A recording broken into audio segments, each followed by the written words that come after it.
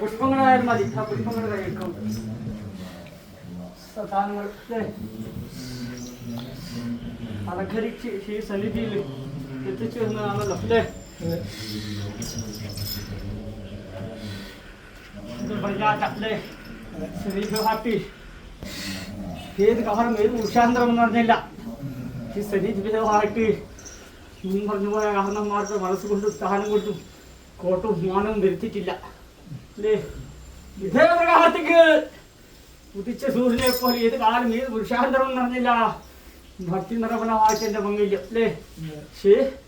ഈ സന്നിധിദേവായിട്ട് 4 കണ്ണും ധരിച്ച് ആകാശാന്തരനെ പോലെ അകലെ പാഞ്ഞു കുറുവേത്തെടുത്ത് ശത്രുവേലിക്ക് പറഞ്ഞിട്ട് മിത്രനെ കൊണ്ട് ധ്യാനം ചെയ്ത് കാശി ഭഗവൻ മഹാദിക്ക് അനുഭവ ക്ഷേത്രങ്ങൾ സഞ്ചരിച്ചു പോകുന്നുണ്ടെങ്കിലും എൻ്റെ പടിഞ്ഞാറ് വീട്ട് കന്യാസഭേദമായിട്ട് ഞാൻ 1000 പോയിട്ട് നിധി പുറപ്പെട്ട് എൻ്റെ എണ്ണങ്ങളെ കൊണ്ടുകൂടി ആക്കിയിട്ടുണ്ട് അല്ലേ? പിന്നെന്താ ഓർഡർ ചെയ്യാൻ ഇതിലുപരിയായിട്ട് അല്ലേ? കൂടിക്കാണാനും യോഗപ്പെടുത്താനും കാലത്തിനും നേരത്തിനും അല്ലേ യോഗപ്പെടുത്തി എൻ്റെ ശാന്തം കുറിയും അഗ്നി ഒരേഹാട്ടവും ആഡംബരമായിരിക്കുന്ന മംഗല്യവും ഞാൻ പൂർണ്ണമാക്കി തന്നപ്പോരെ കണ്ടുവെക്കാനായിട്ട്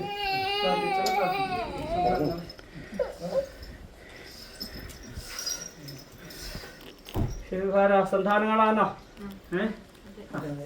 സന്താനങ്ങൾക്ക് സന്തോഷമായിട്ട് ജീവിച്ചു പോരണ്ടേ അല്ലേ?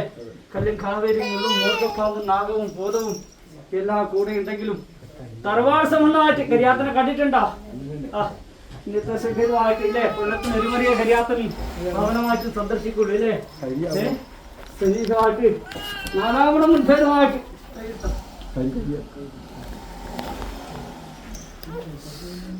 സന്താനമേ നല്ലവണ്ണം സംരക്ഷിക്കണം കേട്ടാ.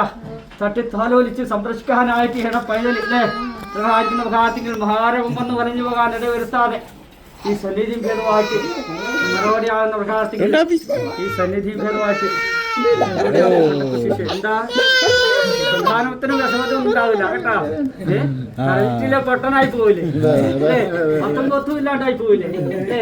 അട്ടകാശിക്കുന്ന ആരംഭരമായിട്ട് ഈ സന്നിധിമായിട്ട് വളഞ്ഞാടി ഈ തറവാട്ടിൽ പേരും ബസ്തിയും കെട്ടിക്കട്ടെ അല്ലേ?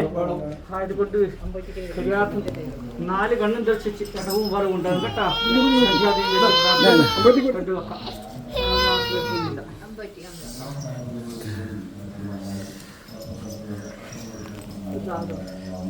എടുത്ത് പറ്റ കേട്ടാ.